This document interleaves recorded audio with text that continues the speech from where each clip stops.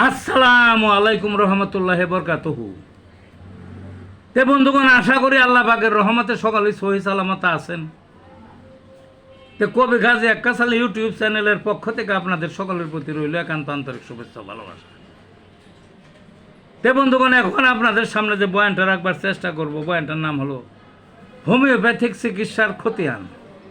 কি খতিয়ান? হোমিওপ্যাথিক চিকিৎসার খতিয়ান। হোমিওপ্যাথিক একটা পূর্ণাঙ্গ চিকিৎসা শাস্ত্র, কিন্তু পূর্ণাঙ্গ এখনকার যুগে বলা যায় না, আগে বলা যেত। কারণ এখন সার্জারি একটা অত্যন্ত গুরুত্বপূর্ণ বিষয়, হোমিওপ্যাথি তো আর এগুলো নাই, কাজে পূর্ণাঙ্গ বলা যাবে না। তারপরও বিশাল একটা চিকিৎসা শাস্ত্র, 7,000-এর উপর ঔষধ। এমন রোগ নাই যেটার সমাধান এখানে নাই। তবে সব রোগ তো আর ভালো হয় না, যেমন ডায়াবেটিস, হাই প্রেশার, আরও কিছু রোগ আছে, এগুলো ভালো হয় না, থামিয়ে রাখা যায়। তো হোমিওপ্যাথিতেও থামিয়ে রাখা যায়। যাই হোক, তাইলে এই যে একটা কর্মকাণ্ড মধ্যপ্রাচ্যের দেশগুলোর মধ্যে এগুলো নিষিদ্ধ, আরও কিছু দেশে নিষিদ্ধ, যেমন ফিলিপাইনে নিষিদ্ধ, এবং যে সমস্ত দেশে আছে, আমাদের দেশে আছে, ভারতবর্ষে আছে, কয়েকশো বছর যাবৎ চলছে সারা দুনিয়া, কিন্তু এখন স্তীমিত হয়ে আসলো। বিশেষ করে বাংলাদেশের কথাই বলি, এখন অধিকাংশ হোমিওপ্যাথিক চাটিপাটি গুটানের অবস্থা, যেগুলো পূর্বপুরুষ থেকে করে আসতেছে, বা স্বনামধন্য প্রতিষ্ঠান, বিভিন্ন মার্কেট আছে, যেমন জয়কালী আছে, ফার্মগেট আছে, 14 আছে, আরও কোনো কোনো জায়গা আছে, এখানে পাইকারি নেয় হোমিওপ্যাথিক ডাক্তাররা। তাই সেই হিসাবে এখনও ওগুলো টিকা আছে। কিন্তু সাধারণ যারা ডাক্তার প্রতিষ্ঠিত ছাড়া বাকি যারা আছে, এরা গালে হাত। অনেকে ভাড়া উঠাইতে পারে না, বাদ দিয়ে যাইতেছে। অনেকে ভাড়া তো দূরের কথা, টাকা দিয়ে যে ওষুধ কিনে ওষুধের দাম ওঠে না, সারা মাস করে এগারে বাদ দেয়। কী করবো? দায়ী কে? দায়ী কতগুলো জিনিস। এক নম্বরে এলে হোমিওপ্যাথিক ডাক্তারদের একটা বড় ভণ্ডামি আছে।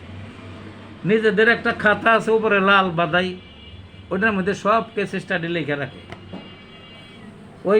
ওই রোগীর ওষুধের নাম জানতে দেওয়া হয় না, যে যান বাঁচানোর জন্য টাকা দিয়ে ওষুধ নিল, তার ওষুধের নাম জানতে দেওয়া হয় না। এটা একটা ভণ্ডামি। হোমিওর জনক স্যামুয়েল হ্যালিম্যান বলে গেছেন, প্রেসক্রিপশন ছাড়া কোনো ওষুধ দিবে না, অন্তত পক্ষে সাদা কাগজে লেখা দিলেও দিতে হবে। কিন্তু এরা মানে না। সরকারি বিধান হইল ক্যাপিটাল লেটারে গেলে লিখতে হবে, এটা মানে টানে না। 99% জনে ওষুধের নাম জানতে দেয় না।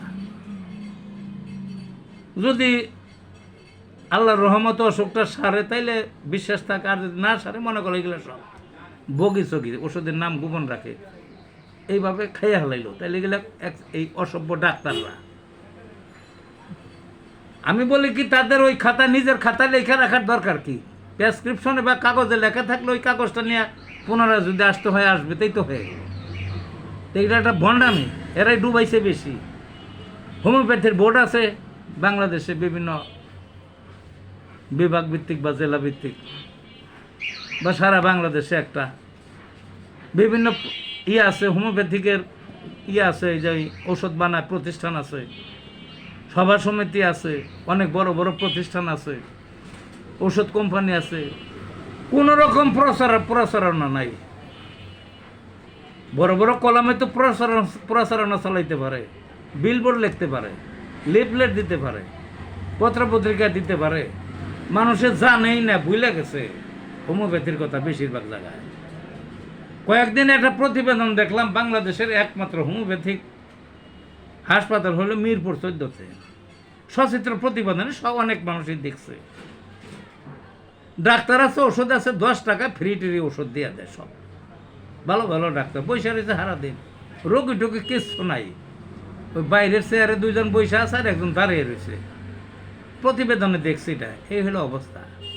দায়ী কেউ? ওই ডাক্তারকেও সুবিধা, ওই প্রতিষ্ঠানের ডাক্তারকে তো সুবিধা, রুগী নাই, সরকারি বেতন পায়, বুঝলেন না? ওই রুগী যত না আসে তত সুবিধা, বুঝলেন না? রোগী যত না আসে তত সুবিধা। ওই তো আর ওই হাসপাতালে আসারও দরকার নাই, বাইতেই থাকে, হাজিরাটা দেয়, বা থাইকা থেকে গল্প গুজব করে ঘুম টুম পাইরা যায়, আরও সুবিধা। এর বাঙালির চরিত্র। আমার ঘুরে ঘুরে একই কথা, এই দেশে আছে না কত প্রতিষ্ঠান, ওই যে সচিত্র প্রতিবেদন দেয় না বিভিন্ন জনে, ঘুরে এগুলো দিতে পারে না। টিআইবি আছে, দুদক আছে, ইত্যাদি ইত্যাদি কত আছে না, গোয়েন্দাতে এইগুলো নজরদারি করেন না কেন আপনারা? এইভাবে যে এই যে জাতির সম্পদ খায়, এই যে বেতন টেতন নেয়, এগুলো দেখার দরকার আছে না? তো যেটা নাকি মূল একটাই মাত্র হাসপাতাল, এইটার অবস্থায় যদি এইটা হয়, তাহলে অন্য হোমিওপ্যাথি লাগবে কি দশাটা বুঝলেন না? কাজেই সময় আসছে এগুলার আপনারা খোঁজখবর নেন সরকারি কর্তৃপক্ষ, এবং এরা যদি হোমিওপ্যাথিক ডাক্তারি করে তাহলে করার মতো করব, আর যদি না করে এগুলোর বাদ সব দিবার পর। কিন্তু এই ডাক্তাররাই কয়েকদিন চইলে তারপরে ভাড়া দিবার পারে না, দিন পাত চলে না, এগুলো বাদ দিয়ে দেখ, চললে ভালো, না হইলে না, এবং চললে পারে চলার মতো উপযোগী করে প্রচার প্রচারণা দিয়ে আবার শুরু করতে হবে। তবে আমি সর্বশেষে বলতে চাই, হোমিওপ্যাথি একটা বড় একটা চিকিৎসা শাস্ত্রের একটা অংশ। অসংখ্য জটিল জটিল রোগী অল্প দিনে অল্প টাকা ব্যয়ে, বিনা ঝুঁকিতে, বিনা অপারেশনে এবং আরামের সাথে রোগের থেকে নিষ্কৃতি পাইছে অসংখ্য মানুষ। কাজে এটা বাদ দেওয়ার জিনিস না।